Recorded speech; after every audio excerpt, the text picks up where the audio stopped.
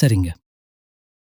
நம்ம கும்பம் ராசிக்காரங்கள பத்தி சொல்லணும்னா, இவங்க இயல்பாவே ஒரு சிறந்த தலைமை பண்புக்கு ரொம்ப ரொம்ப பொருத்தமானவங்களா இருப்பாங்க. அவசரப்படாம, மெதுவாக, ரொம்ப நிதானமாக, அதே சமயம் நிச்சயமாக வாழ்க்கையில ஜெயிக்கப் போறவங்க நம்ம கும்பம் ராசிக்காரங்க தான். இவங்க உழைப்பால மட்டுமே வெற்றி பெறக்கூடிய உழைப்பாளிகள். தெய்வத்த சும்மா பேருக்கு கும்பிடாம கண்மூடித்தனமா அவ்வளவு ஆழமா நம்புவாங்க. அது மட்டுமில்லாம மத்தவங்களுடைய உணர்வுகளுக்கு முறையான மதிப்பையும் மரியாதையையும் அளிக்கக்கூடியவங்களா இவங்க இருக்காங்க. இவங்கள பொறுத்த வரைக்கும் நான் மட்டும் நல்லா இருக்கணும், எனக்கு மட்டும் நல்லது நடந்தா போதும் அப்படிங்கிற சுயநலம் எல்லாம் துளி கூட கிடையாதுங்க. தன்னை சுத்தி இருக்கக்கூடிய தனக்கு தெரிஞ்ச எல்லோருமே நல்லா இருக்கணும் அப்படிங்கிற ஒரு உயர்ந்த பொது நல குணத்தோட இவங்க வாழ்ந்துகிட்டு இருக்காங்க. நம்ம ராசி மண்டலத்துல 11வதா இருக்கக்கூடிய ராசி தான் நம்மளோட கும்பம் ராசி. நம்ம கும்பம் ராசியுடைய அதிபதி யாருன்னு பாத்தீங்கன்னா, நியாயவான் சனி பகவான். இந்த கும்பம் ராசிக்குள்ள அவிட்டம் நட்சத்திரம் 3 மற்றும் 4ஆம் பாதம், சதயம் நட்சத்திரம், பூரட்டாதி நட்சத்திரம் 1, 2 மற்றும் 3ஆம் பாதங்கள். இது எல்லாத்தையும் உள்ளடக்கியது தாங்க நம்மளோட கும்பம் ராசி. இப்போ கும்பம் ராசிக்காரர்களுக்கு எந்த ராசிக்காரங்கள்லாம் நட்பு ராசியா வருவாங்கன்னு தெளிவா பார்க்கலாங்க. மிதுனம், துலாம், தனுசு, மேஷம். இந்த ராசிக்காரங்க எல்லாரும் கும்பத்துக்கு மிகச்சிறந்த நட்பு ராசியா இருக்காங்க. பொதுவாவே கும்பம் ராசிக்காரங்க ரொம்ப புத்திசாலியா இருப்பாங்க. தங்களுடைய இனிமையான அழகான பேச்சால எல்லாரையும் கவரக்கூடிய ஒரு அற்புதமான ஆற்றல் இவங்க கிட்ட இருக்கு. ரொம்ப ரொம்ப உண்மையானவங்களா இவங்க இருப்பாங்க. உண்மைக்கு புறம்பாகவோ நேர்மைக்கு புறம்பாகவோ எந்த காலத்திலையும் எந்த ஒரு சின்ன செயலையும் இவங்க செய்யவே மாட்டாங்க. இவங்கள பொறுத்த வரைக்கும் தன்னுடைய சொந்த வாழ்க்கையில 1000 கஷ்டம் வந்தாலும் சரி, அத பத்தி துளி கூட கவலைப்பட மாட்டாங்க.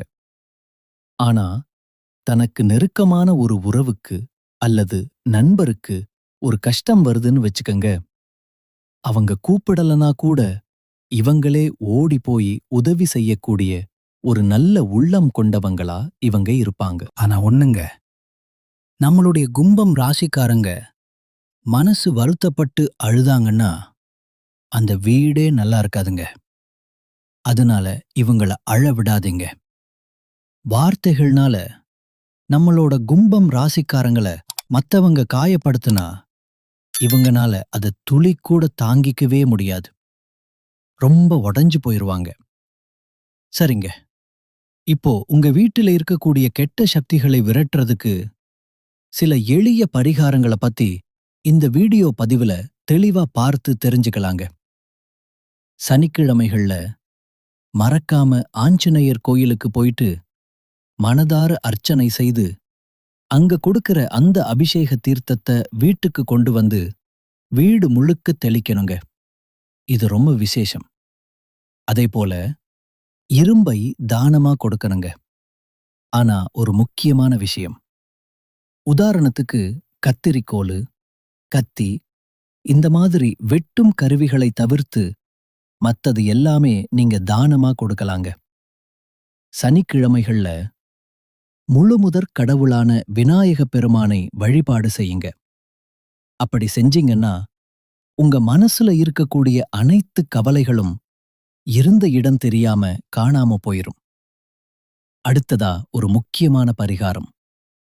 கும்பம் ராசிக்காரங்க தொடர்ந்து 8 வாரம் ஹனுமனுக்காக விரதம் இருந்து 9வது வாரம் வடமாலை சாத்தணும். இந்த 8 வாரமும் ஹனுமனுக்கு துளசி மாலை அல்லது வெற்றிலை மாலை சாத்தணும். அது மட்டுமில்லாம தினமும் ஹனுமனுடைய காயத்ரி மந்திரத்தை ஒரு 108 தடவை சொல்லணும். இது உங்களுக்கு பெரிய பலத்தை கொடுக்கும். பெண்கள் வெள்ளிக்கிழமை அன்னைக்கு அபிராமி அந்தாதி பாராயணம் பண்ணணுங்க. அதேபோல வியாழக்கிழமை அன்னைக்கு பச்சை கற்பூரம், மஞ்சள் பொடி, ஏலக்காய் பொடி இது மூணையும் கலந்து தண்ணில போட்டு அந்த தண்ணிய வீடு முழுக்க தெளிச்சு விடணுங்க. வீட்டை எப்போதுமே ரொம்ப சுத்தமா லக்ஷ்மிகரமா வச்சிருக்கணுங்க. வெள்ளிக்கிழமை ஆனா மறக்காம நிலப்படியில ஒரு எலுமிச்சை பழத்தை பாதியா கட் பண்ணி குங்குமம் தடவி வச்சிரணுங்க. சில நேரங்கள்ல உங்களுக்கு காரணம் இல்லாம மனம் வருத்தமா இருந்தா வெள்ளிக்கிழமை அன்னைக்கு வீடு முழுக்க நல்லா சாம்பிராணி போட்டு புகை போட்டு கொஞ்ச நேரம் உங்க வீட்டு வாசற்படி, அதாவது நிலப்படி கிட்ட உட்காரணுங்க. அப்போ பல்லி சத்தம், அதாவது கௌளி சத்தம் கேட்டா உங்க வீட்ல தெய்வம் இருக்கு, கெட்ட சக்தியெல்லாம் விலகிடுச்சுன்னு அர்த்தங்க. இத நீங்க நம்பிக்கையா செய்யலாம். தினமும் சபரிமலை ஐயப்பனை நினைச்சு இந்த மந்திரத்தை சொல்லுங்க.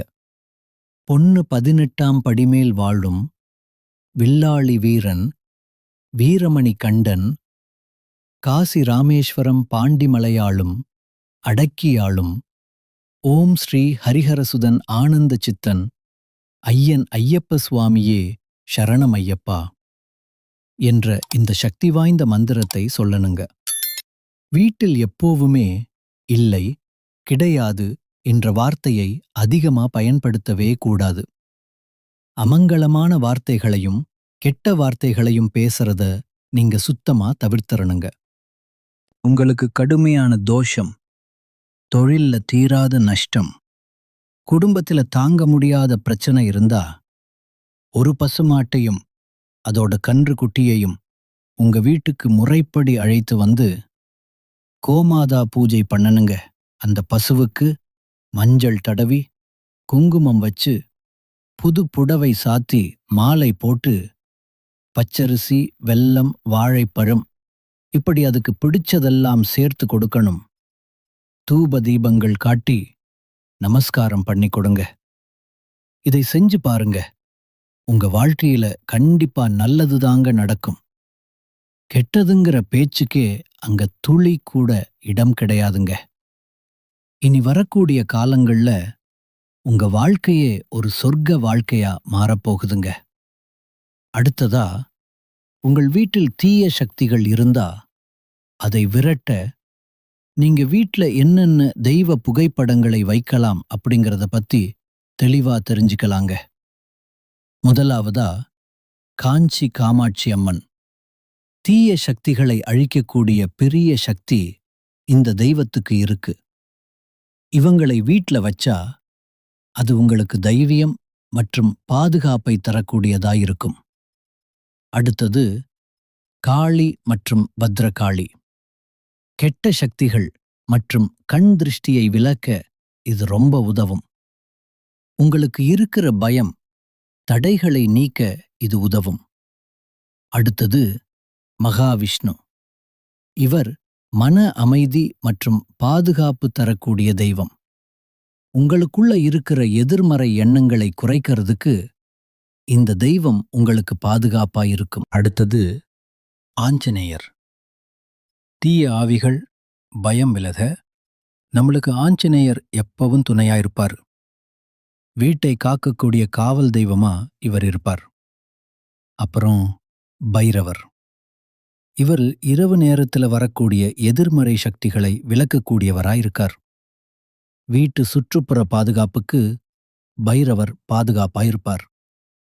அடுத்தது, நரசிம்மர். தீய சக்திகளை வேரோடு முற்றிலும் அழிக்கக்கூடிய சக்தி இவருக்கு இருக்கு.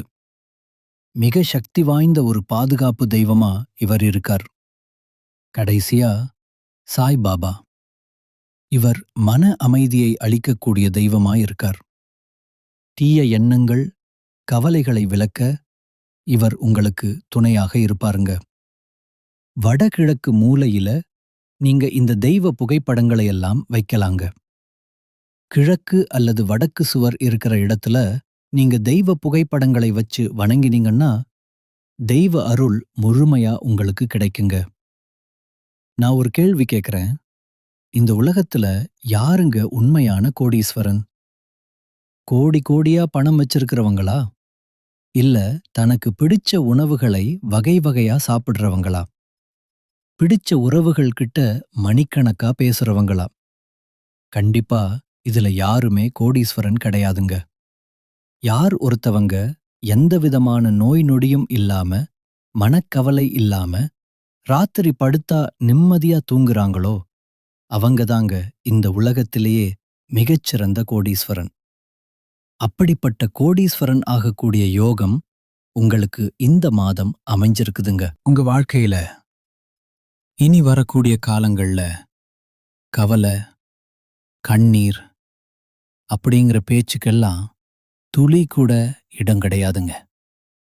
இது நாள் வரைக்கும் உங்களுடைய மனசுல இருந்த மனக்கவலைகள் எல்லாம் இனி வரக்கூடிய காலங்கள்ல காணாம போக போகுதுங்க. நீங்க ரொம்ப சந்தோஷமான ஒரு ஆரோக்கியமான வாழ்க்கைய இனி வரக்கூடிய காலங்கள்ல வாழப் போறீங்க.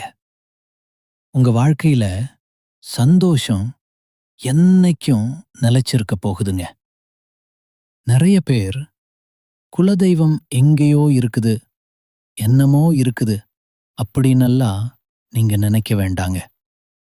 நீங்க எங்க இருந்தாலும் ஒரு தீபம் ஏத்தி வச்சு, அந்த தீப ஒளியில தெய்வங்கள் இருக்கிறாங்க அப்படின்னு மனசார நினைச்சு வழிபாடு செய்யுங்க. எனக்கு குலதெய்வமே தெரியாதுங்க அப்படின்னு சொல்றவங்க கூட தெரியாவிட்டாலும் பரவாயில்ல. வீட்டுல தீபம் ஏற்றி வச்சு ஏதாவது ஒரு நல்ல நாள்ல எங்க குலதெய்வமே எங்களை காப்பாத்து அப்படின்னு நினைச்சு வழிபாடு செய்யுங்க. குலதெய்வ வழிபாடு குலம் காக்குங்க, குலம் தழைக்கும். எப்பவும் முதல்ல குலதெய்வம், அப்புறம் இஷ்டப்பட்ட தெய்வம், அப்புறம்தான் உங்களுக்கு விருப்பப்பட்ட மத்த தெய்வங்க. எந்த கோயிலுக்கு போனாலும் என்ன பண்ணாலும் ஏற்றம் இல்ல அப்படின்னு நீங்க சொல்லுவீங்க. தினமும் காலையில எந்திரிச்ச உடனே சூரிய பகவானுக்கு ஒரு நமஸ்காரம் பண்ணுங்க. அவங்களுடைய அனுக்கிரகம் இருந்தா போதும். மற்ற கிரகங்கள் எல்லாம் சாதகமா இல்லைனா கூட பரவாயில்ல. அந்த சூரியனுடைய பிரகாசம் உங்க வாழ்க்கையவே பிரகாசமா மாத்திருங்க.